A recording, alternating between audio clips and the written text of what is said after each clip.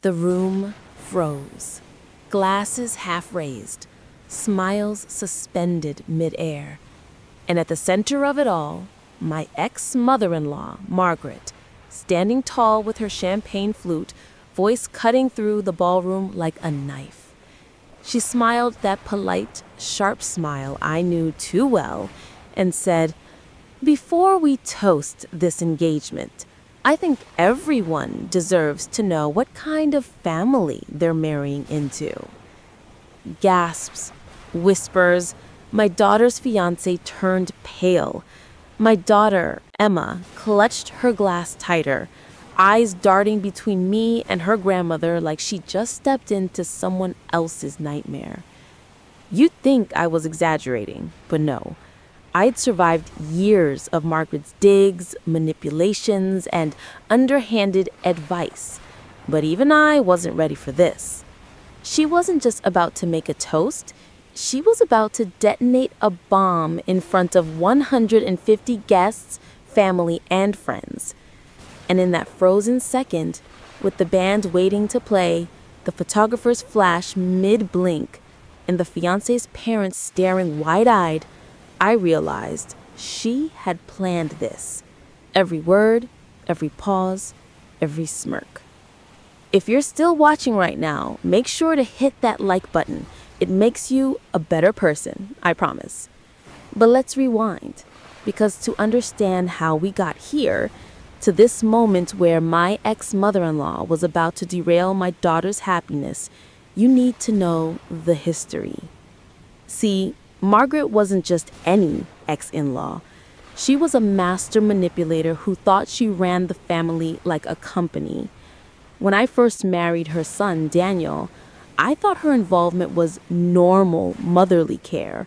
The way she picked the flowers for our wedding, chose the catering, even inserted herself into the guest list. It all seemed harmless at first, but looking back, it wasn't care, it was control. Over the years, that control tightened. She judged the way I raised Emma. She questioned every decision, from what preschool Emma attended to the clothes she wore on picture day. Nothing was ever good enough for Margaret's perfect granddaughter. And when Daniel and I divorced after 15 years, Margaret didn't just stay in Emma's life. She doubled down. She became the ever-present shadow, picking Emma up for surprise outings, calling her every night. And somehow, even when Daniel moved across the country and lost touch, Margaret stayed close, too close. For years, I kept my head down because Emma loved her grandmother, and I didn't want to force a choice between us. But deep down, I knew Margaret was biding her time, waiting for the moment she could twist the knife. And apparently, the engagement party was her stage. If Margaret had one talent, it was pretending to be the hero while quietly casting me as the villain. Every holiday dinner, she'd forget to save me a seat, forcing me to squeeze in at the far end of the table. Every parent-teacher conference, she'd appear out of nowhere, grilling the teacher about Emma's grades like she was the mother, not me. Every birthday, the gifts she bought Emma were extravagant, expensive, over the top, while she'd hand me a passive-aggressive cookbook with a sticky note. Thought you could use this. And Emma, bless her heart, adored her grandmother. She didn't see the daggers behind the smiles. She just saw a woman who cared enough to show up always. And I let it slide because I didn't want to poison Emma's image of her own blood. But Margaret had a long memory. When Daniel and I divorced, she blamed me entirely. To her, her golden boy could do no wrong. Never mind the late nights, the work trips that were really affairs, the way he slowly stopped being a father. Margaret rewrote history, so I was the cold wife who drove him away. She never said it outright, but you could see it in the way she'd lean across the table at Emma and say, Some people just don't understand what a real family looks like, but you'll always have me. She was planting seeds, one comment at a time. Fast forward to Emma's engagement. She'd met David in college. Sweet kid, respectful, from a warm, middle-class family. They looked at each other the way I used to dream someone would look at me. When David proposed, Emma called me first, crying, laughing, showing me the ring through blurry video chat. For the first time in years, I felt like life had balanced out. But Margaret? She wasn't thrilled. She smiled, sure. She congratulated them, but I saw it. The tightness in her jaw, the way her eyes darted past me when we were planning the engagement party. She didn't like losing center stage. And she made it clear in little ways. She questioned why David's family was hosting the event at their country club instead of somewhere more prestigious. She criticized Emma's dress, too simple for a girl with our family name. And she even told me in private that I should stay in the background so the spotlight stayed on Emma, which sounded innocent enough until she followed it with, "After all, this family has a reputation to uphold, and you've already complicated that once." If you're still with me right now, make sure to hit subscribe because it only gets worse from here. The day of the engagement party, the ballroom sparkled. String lights across the ceiling, soft jazz from the band, champagne flutes clinking. David's parents were beaming, proud of the couple. I tried to focus on Emma's smile, but I couldn't shake the feeling Margaret was scheming.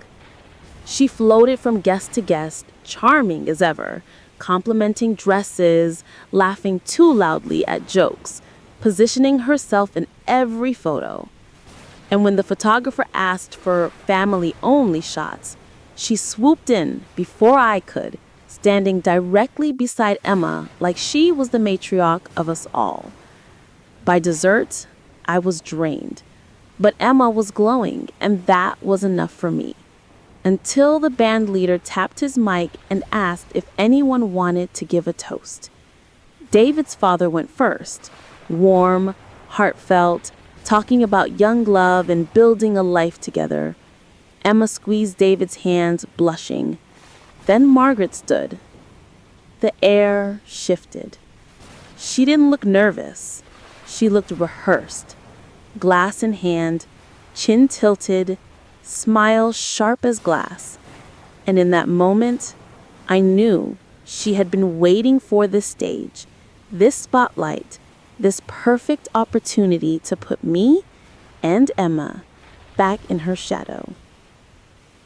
The clanking of glasses echoed through the ballroom, pulling all eyes toward the woman holding her champagne flute high. My ex-mother-in-law, Margaret, stood tall and composed, her pearls gleaming against the soft lighting, her voice clear and confident. "Ladies and gentlemen," she began, "I'd like to say a few words about my granddaughter Emily and her fiancé Daniel." Everyone smiled politely. Margaret was well known for her charm and eloquence, so no one expected anything more than a heartfelt speech. But I knew better. Her gaze flickered to me, just for a second, and in that moment I felt the hairs on my arms rise. There was something in her expression, a glint of satisfaction, like a predator about to pounce. She went on. "Emily has always been the brightest star in our family. She inherited her intelligence from her father, her grace from me, and her resilience from, well, life itself." A few polite chuckles scattered around the room, but I caught it, the deliberate omission. No mention of me, her mother. Then she leaned forward slightly, lowering her voice just enough to sound intimate but loud enough for the microphone to carry her words across the hall. Of course, resilience was necessary because not every child grows up in a stable, loving home. Emily overcame, let's call them difficulties. The audience shifted uncomfortably. Emily stiffened beside Daniel, her hand tightening around his. My chest tightened like a vice. Margaret's smile never faltered. She leaned forward slightly, lowering her voice just enough to sound intimate, but loud enough for the microphone to carry her words across the hall. She learned early on that sometimes adults don't always make the best choices, and I must say I'm so proud of the woman she has become despite those setbacks. The silence was deafening. Every eye in the room flicked between her and me. Her words weren't direct accusations, but they dripped with venom, carefully crafted to humiliate me in front of my daughter, my family, and our entire community. Emily's cheeks burned red. Daniel looked bewildered. My ex-husband, sitting near the back, shifted in his chair but said nothing, of course. Margaret raised her glass higher, her tone suddenly bright and celebratory. But today, none of that matters. Today is about joy, about new beginnings, about the love between Emily and Daniel. So let's toast to their happiness. The guests clinked glasses hesitantly, unsure of what they just witnessed. Some forced smiles, others avoided looking at me altogether. I sat frozen, my champagne untouched, heat rising in my chest. Margaret lowered her glass, her smile triumphant. She had done exactly what she wanted, delivered a perfect performance, disguised as love, that painted me as the villain in front of my daughter, my family, and our entire community. But as the room settled, something unexpected happened. Emily stepped forward, taking the microphone from her grandmother's hand. Her voice trembled at first, but her eyes were blazing. Actually, I'd like to add something to that. The room hushed instantly. Margaret blinked, caught off guard. Emily took a deep breath. My mom may not be perfect, but she's the reason I'm standing here today. She's the one who worked 2 jobs to pay for my college, the one who stayed up all night when I was sick, the one who taught me how to love unconditionally. She didn't give me resilience by making my life harder. She gave me resilience by showing me how to stand up for myself. And I will not let anyone take that away from her. The room erupted in applause. Tears welled in my eyes, spilling over before I could stop them. Margaret's smile faltered for the first time all evening. Emily wasn't finished. So here's my toast, she declared, raising her glass high. To my fiancé Daniel, to the love we share, and to my mom, the woman who deserves just as much credit for this moment as anyone else in this room. The applause thundered louder. Guests rose to their feet, clinking glasses with genuine warmth this time. Margaret stood frozen, glass still in her hand, her face pale and stiff. For once, she had no words. And as I looked at my daughter, radiant, fierce, and unshaken, I realized something. Margaret may have thought she had humiliated me, but in trying to diminish me, she had only given Emily the chance to prove that she had inherited not just resilience, but courage. And that was something no one, not even Margaret, could ever take credit for. The applause faded slowly, leaving the ballroom buzzing with murmurs. Guests leaned toward each other, whispering, casting sidelined glances at Margaret. The woman who once commanded every room now looked small. Her champagne glass dangled awkwardly in her hand, half raised, as if she couldn't decide whether to finish the toast or set it down. Emily slipped her arm through mine, her grip firm and protective. For the first time in years, the roles felt reversed, my daughter shielding me instead of the other way around. Daniel whispered something to Emily and then gave me a respectful nod, as if silently saying, "I see you. I understand now." Margaret tried to recover. She forced a brittle laugh, the kind that cracked under its own weight. "Well, that was certainly unexpected, but of course it's wonderful that Emily has such passion.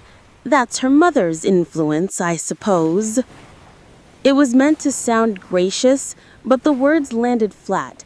People weren't fooled. My sister leaned over and muttered, "She's done." Everyone saw that for what it was. And she was right. The energy in the room had shifted. Guests began approaching me instead of Margaret, offering warm smiles and quiet reassurances. "Your daughter is amazing. She clearly loves you so much. You must be proud." Every compliment was another crack in Margaret's carefully constructed mask. Meanwhile, Emily and Daniel danced, laughed, and greeted their guests, completely unshaken by Margaret's attempt to poison the night. Their joy was untouchable, and it was obvious to everyone that my relationship with my daughter was the strongest thread in the room. By the end of the evening, Margaret sat isolated at a corner table, her pearls askew, her glass refilled one too many times.